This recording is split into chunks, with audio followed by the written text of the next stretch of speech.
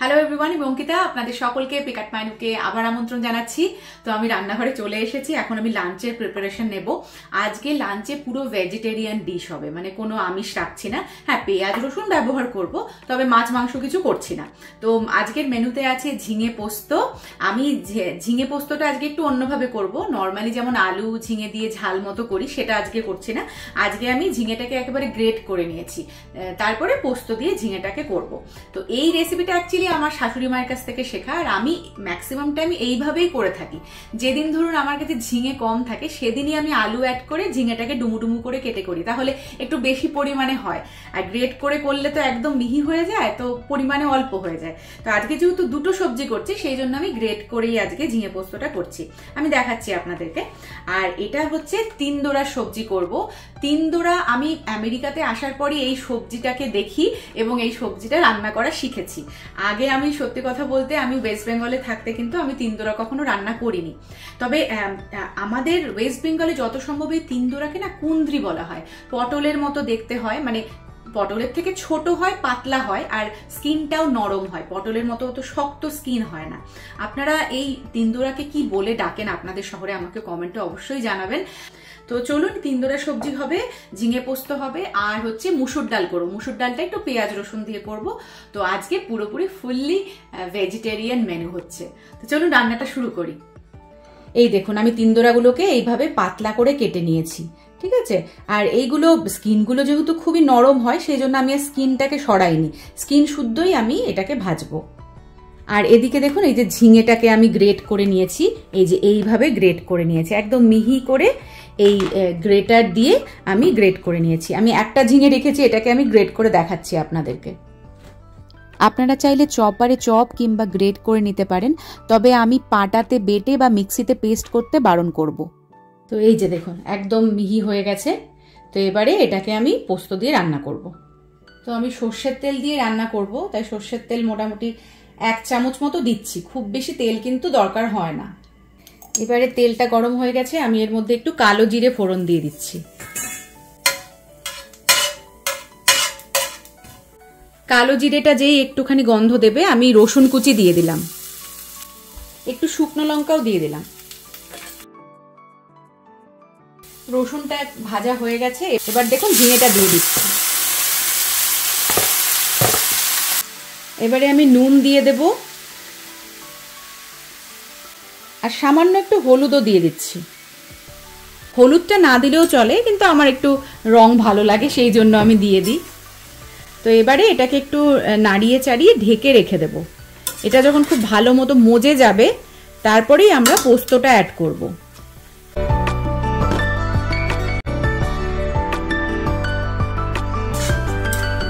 অনেকটা মজে এসেছে। আমি পোস্তটা লঙ্কা দিয়ে বেটে রেখেছিলাম, একটু জল দিয়ে ধুয়ে বাটিটা দিয়ে দিলাম।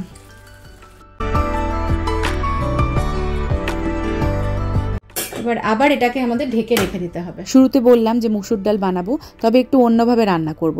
আমি 1/4 কাপ মুসুর ডাল 8 ঘন্টার জন্য জলে ভিজিয়ে রেখেছিলাম, সেটাকে ভালো করে ধুয়ে প্রেসার কুকারে দিয়ে দিলাম। এর সাথে আমি 1/2 কাপ মতো ছোলার ডাল নিয়েছি, এটাকেও আমি 1/2 আওয়ার ভিজিয়ে রেখেছিলাম।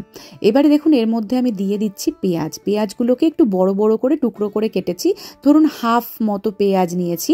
আর তার সাথে দিয়ে দেবো একটা বড় সাইজের টমেটো, সেটাকেও আমি দেখুন 4 টুকরো করে নিয়েছি। আমি কিন্তু কোনো স্কিন সরাইনি, সোজা টমেটোটাকে টুকরো করে দিয়ে দিলাম। তার সাথে দেখুন এরকম 4-5টা রসুনের কোয়া গোটা দিয়ে দিচ্ছি। এর সাথে দিয়ে দেবো আমি 3 থেকে 4টে লঙ্কা। লঙ্কাগুলোকে আমি একটু টুকরো করে কেটে নিয়েছি, একদম কুচি করে না, কিন্তু মোটামুটি 3-4 ভাগ করে কেটে দিয়ে দিলাম। এবারে এর সাথে অ্যাড করব ক্যাপসিকাম। ক্যাপসিকাম সাধারণত আমি ডালে দিই না, তবে এই ডালটাতে না খুব ভালো লাগে। যেহেতু আমি একটু ধাবা স্টাইলের আর কি ডালটা বানাচ্ছি, সেই জন্য ক্যাপসিকামটা খুব ভালো স্বাদ আনে। সব কিছু দিয়ে দিয়েছি। এবারে এর মধ্যে আমি 3 থেকে 3.5 কাপ মতো জল অ্যাড করে দিচ্ছি। এবারে এর মধ্যে এক এক করে মশলা দিয়ে দিলাম। নুন দিচ্ছি, একটু হলুদ গুঁড়ো, আর সামান্য একটু কাশ্মীরি লঙ্কা গুঁড়ো দিলাম, আর একটুখানি জিরে গুঁড়ো দিলাম। ব্যাস, এটাকে একটু ভালো মতো নাড়িয়ে চাড়িয়ে এর মধ্যে আমি দেখুন 1 টিস্পুন মতো ঘি দিয়ে দিচ্ছি। তো এই সেদ্ধ যখন হবে না ডালটা, এই ঘিয়ের জন্য খুবই ভালো গন্ধ আসবে। 6 থেকে 7টা সিটি দিয়ে আমি বন্ধ করে রেখে দিলাম। এদিকে একটা পাত্রের মধ্যে 2 চামচ তেল নিয়ে তার মধ্যে জিরে ফোড়ন দিলাম, একটু সর্ষে ফোড়ন দিলাম, সামান্য একটু হিং দিচ্ছি, 2-4টে কারি পাতাও দিলাম। এবারে হলুদ গুঁড়ো, একটু কাশ্মীরি লঙ্কা গুঁড়ো দিয়ে মশলাটাকে একটু ভেজে নেব। তার মধ্যে অ্যাড করে দেব স্লাইস করে কেটে রাখা পেঁয়াজ। পেঁয়াজগুলো যখন একটু নরম হবে এর মধ্যে আমি রসুন কুচি দিয়ে ভালো মতো ভেজে নেব। এবারে এর মধ্যে আমি অ্যাড করে দেব কেটে রাখা তিনদোড়া। তো কেটে রাখা তিনদোড়াগুলোকে এবার মশলাগুলোর সাথে খুব ভালো মতো মাখিয়ে নিতে হবে। এর সাথে অ্যাড করে দিলাম নুন দিয়ে নাড়াচাড়া করে এবারে বেশ কিছুক্ষণ আমি ঢেকে রেখে দেব। এই রান্নাটা কিন্তু ঢেকে ঢেকেই রান্না করতে হবে। এদিকে দেখুন আমার সেই যে ঝিঙে পোস্ত আমি ঢেকে রেখেছিলাম সেটাও কিন্তু দেখুন অনেকটা মজে এসেছে। এবারে শুধু এটাকে নাড়তে হবে, হ্যাঁ, কারণ এটার জলটাকে পুরোপুরি শুকিয়ে দিতে হবে, আর তো কোনো মশলা যাবে না। এবার নাড়াচাড়া করতে করতে দেখুন হয়ে এসেছে।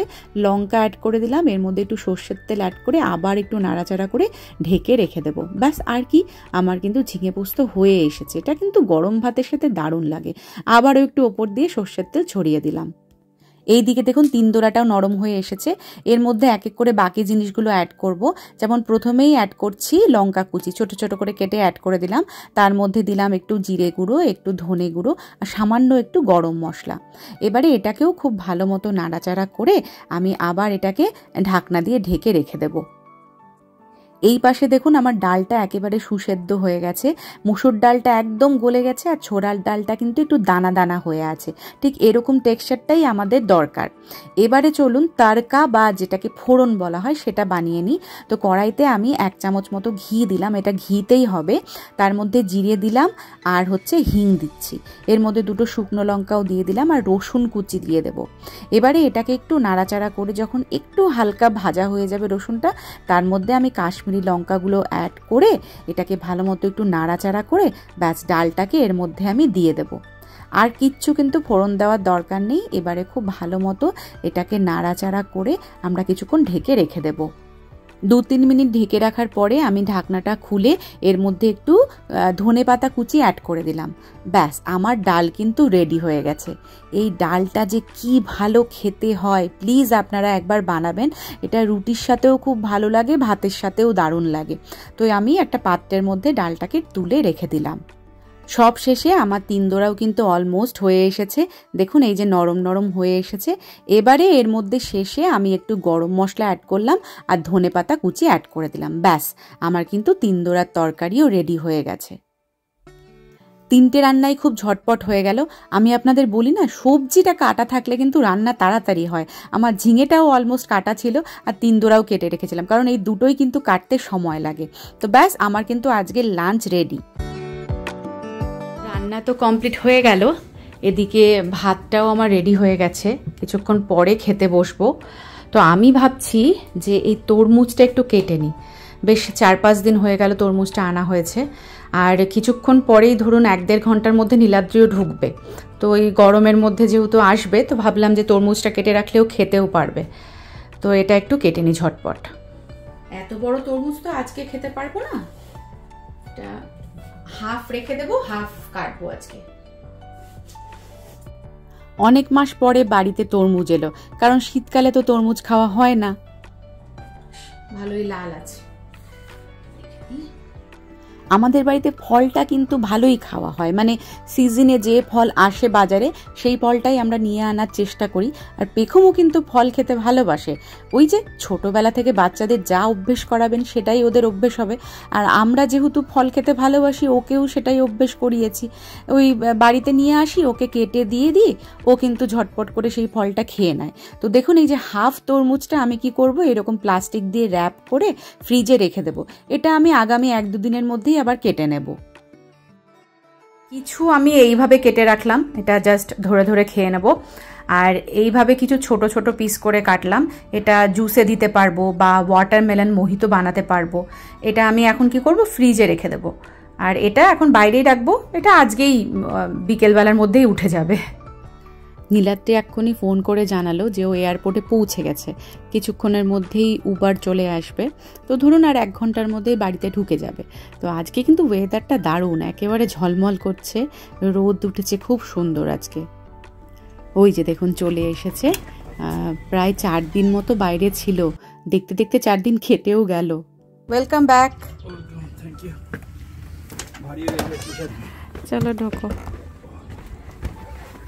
কেমন লাগছে গো ঝিঙে পোস্তটা?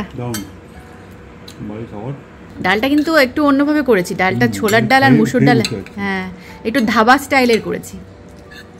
ধাবাতে যেমন ডাল ডাল করে না, মানে ডাল ফ্রাই টাইপের, ওরকম করে করেছি। অন্যরকম খেতে হয়েছে না? হ্যাঁ ভালো হয়েছে। হ্যাঁ, আর এটা রুটি দিয়েও ভাল লাগবে, রুটি লুচি দিয়েও ভাল লাগবে, কারণ ছোলার ডাল ঘন ঘন জন্য। তো চলুন আমরা খেয়ে নিই, তারপরে আবার নতুন ব্লগে দেখা হবে। Bye bye.